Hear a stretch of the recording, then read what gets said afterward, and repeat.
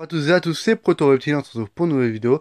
Donc aujourd'hui je vais vous montrer un peu comment j'ai fabriqué et un peu conçu mon terrarium. Donc là vous voyez il y a eu du changement par rapport à ce que j'ai fait, mais je vais vous expliquer après la vidéo. Donc voilà, pourquoi il y a ces modifications et les raisons. Donc voilà.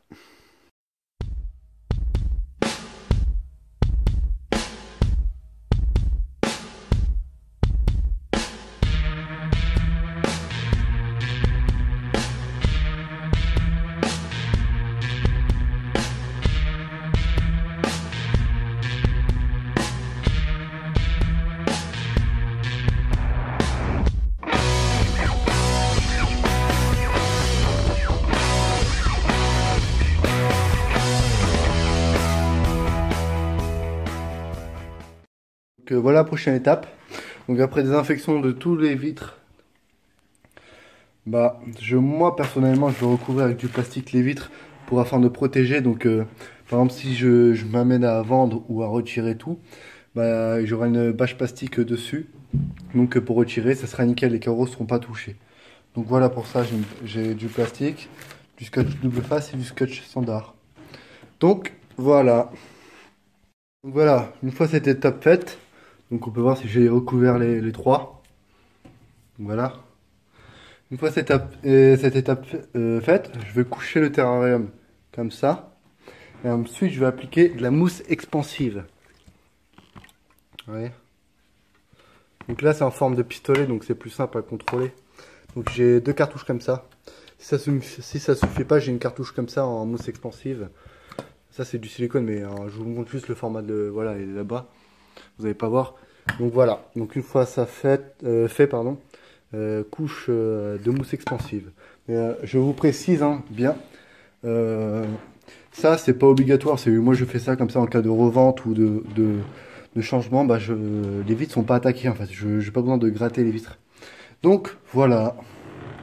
Donc voilà, déjà j'ai commencé par une couche. Donc j'ai commencé par le fond. Donc là j'ai mis une racine et il faut incorporer vos trucs. Donc là j'ai mis quelques pots. Une racine et une noix de coco ici. Donc,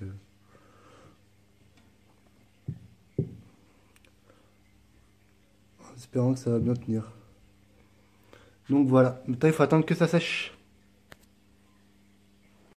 Donc voilà, une fois c'est sec, maintenant on va tailler ça avec le couteau et le cutter. Donc voilà. Regardez un peu l'avancée du travail. Donc j'ai déjà fait un peu la plateforme de derrière. Et là je suis en train de mettre sur le côté. Donc en fait ça va faire un rendu comme ça. Donc voilà. Là je vais attendre que ça sèche et faire pareil de ce côté là. Mais comme il me reste plus de mousse, je sais pas comment faire. Donc voilà.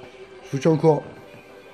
Donc voilà, une fois cette étape faite, vous voyez, on va passer à l'étape la plus délicate. Donc mettre du silicone.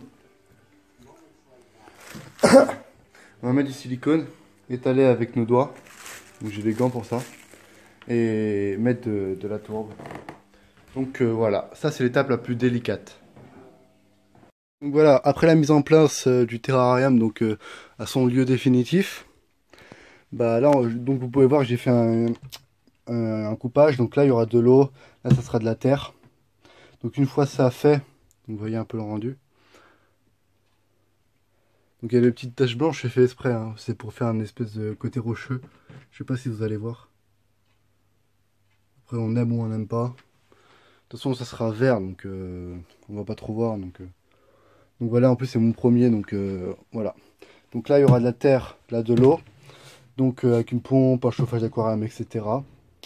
Bien sûr les tuyaux seront apparents, enfin ils seront aussi. Où je vais voir comment, parce qu'en fait c'est tout simplement pour changer les tuyaux. Je vais pas me faire chier à détruire le décor à chaque fois que par exemple j'ai le tuyau bouché ou une connerie comme ça. Donc voilà, après c'est un choix perso. Donc voilà, donc là on va commencer par ce côté là. Donc il faut mettre des billes d'argile et une couche de feutre. Donc voilà. Donc voilà, une fois les billes d'argile et le feutre posés, on va passer maintenant à la terre. Donc moi j'utilise ça, c'est quoi déjà? C'est du coco, vous savez, dans les briques là. Et là, je vais mettre une plante. Donc que j'ai préalablement dépotée, bien nettoyée. Donc c'est tout simplement une fougère de Boston. Donc voilà, donc vous réfléchissez. Après, c'est à vous de voir où vous voulez mettre quoi, pourquoi. Et voilà. Donc je fais ça, sachant que j'ai que cette plante en attendant. Parce que j'attends de bien aménager en bas, le côté aquatique, que tout tourne. Et après, faire le reste. Donc voilà. Donc voilà un peu quand l'avancement du projet. Donc là, j'ai commencé à installer les fausses plantes donc sur les côtés. Parce que je vais pas commencer avec des vraies plantes sur le côté accrochées comme ça. Donc voilà comment ça commence à donner. Donc je vais masser le rendu. Il me reste encore les pots à remplir. Donc là, j'ai une noix de coco aussi en dessous. Là. Là. Un autre pot là-bas. Là, il faut que je rajoute de la terre jusqu'au bout comme ça. Vous voyez, il me manque de la terre parce que j'en ai plus. Là, j'ai mis l'eau. Mais il faut que j'installe la filtration là. Donc voilà, donc il me reste à mettre le thermoplongeur qui est là. Donc le thermoplongeur dedans qui va chauffer l'eau et la filtration. Donc voilà, voilà ce qui me reste un peu. Donc voilà un peu le rendu final du terrarium. Il manque quelques trucs, mais voilà en gros. Donc là avec la filtration externe. Avec une filtration externe. Donc là avec le bassin. Je viens de la mettre en haut, c'est pour ça qu'il y a de la mousse et que c'est encore trouble. Et voilà un peu ce que ça va donner. Donc il reste plus qu'à mettre le point chaud, qui sera, je pense, ici. Et voilà un peu.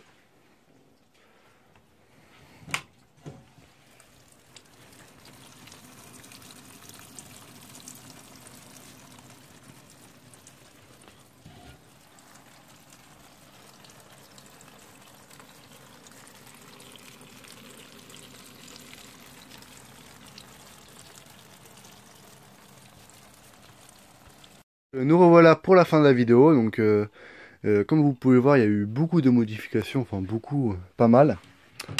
Déjà, un grand changement, c'est que il n'y a plus le bassin d'eau. Vous allez me dire pourquoi. Parce que déjà, là, j'avais une pompe externe, donc une pompe Reli. J'avais ça, Lucky Reptile. Donc on voit attends, c'est où qui écrit ça? Un refoulement de 130, non, on écrit. Un refoulement de 130, là il y a écrit. Je sais pas si vous allez bien voir.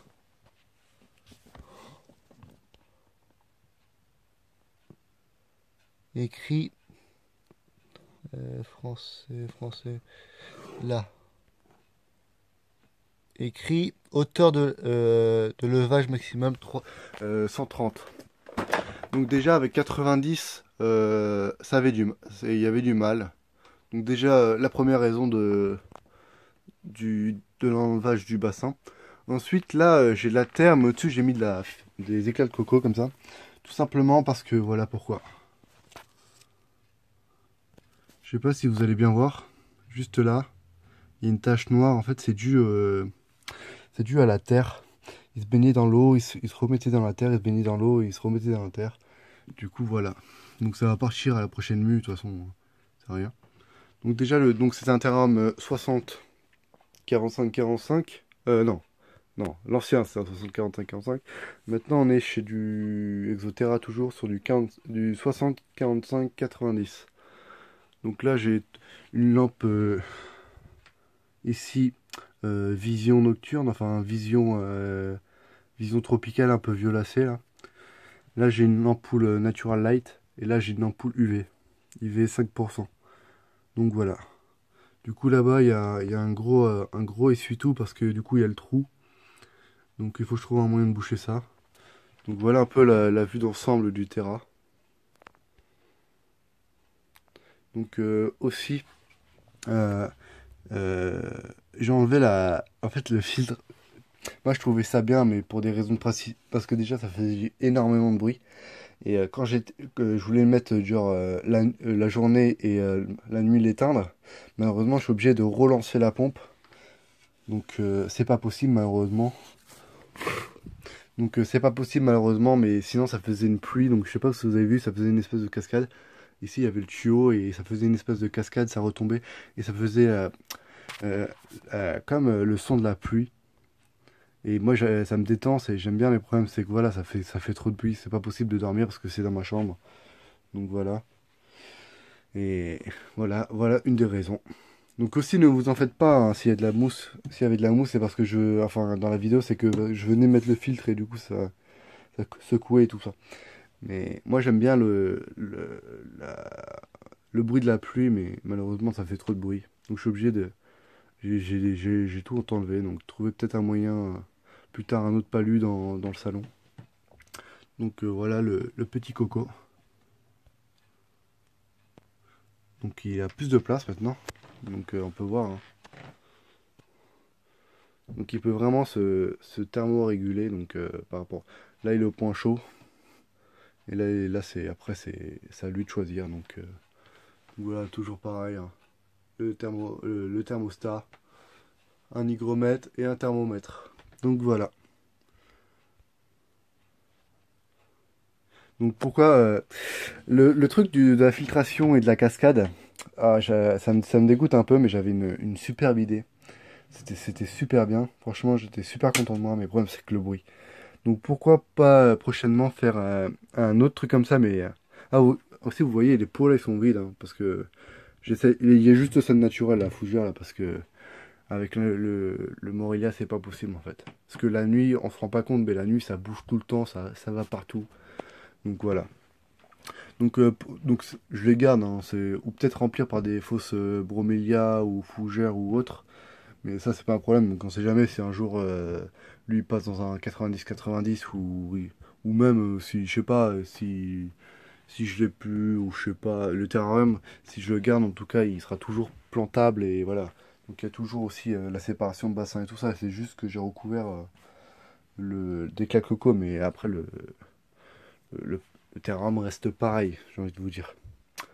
Donc voilà. Donc aussi, je disais, j'ai peut-être deux projets. Ah, ça s'est barré, ça s'est barré.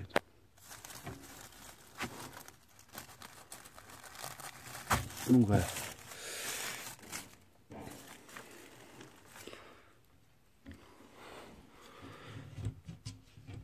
Donc j'ai peut-être deux projets.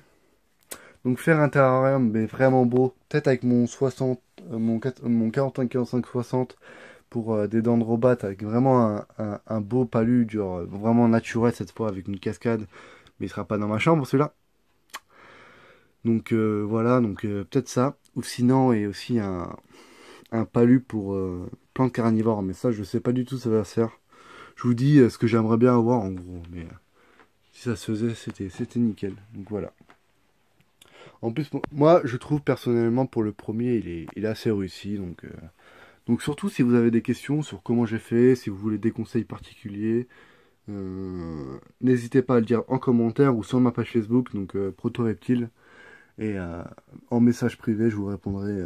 Je réponds en général à tout le monde, donc voilà. Aussi, j'avais acheté des LED et tout ça, mais malheureusement, j'ai pas mis, donc il me reste encore du matos, donc pour un prochain truc.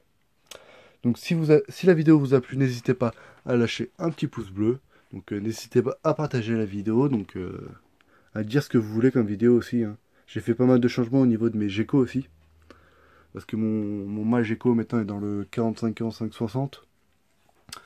Les petits de 3 mois sont dans le 60-30-40. Et du coup mes 3 d'une semaine, les 3 d'une semaine, ils sont dans le 20-20-40 il me semble. C'est 20-20-40, oui c'est ça je crois. Ou 20, ou 10-10, 30 je sais plus. Donc le tout petit que j'avais mis en préparation, celui que j'avais montré comment on faisait pour la maintenance des juvéniles gecko. J'ai pas eu d'autres naissances, donc voilà.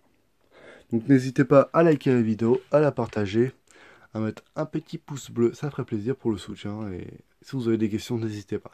Donc je vous dis, c'est tout pour cette vidéo. Donc je vous dis à une prochaine vidéo. C'était Proto Refill. Ciao ciao.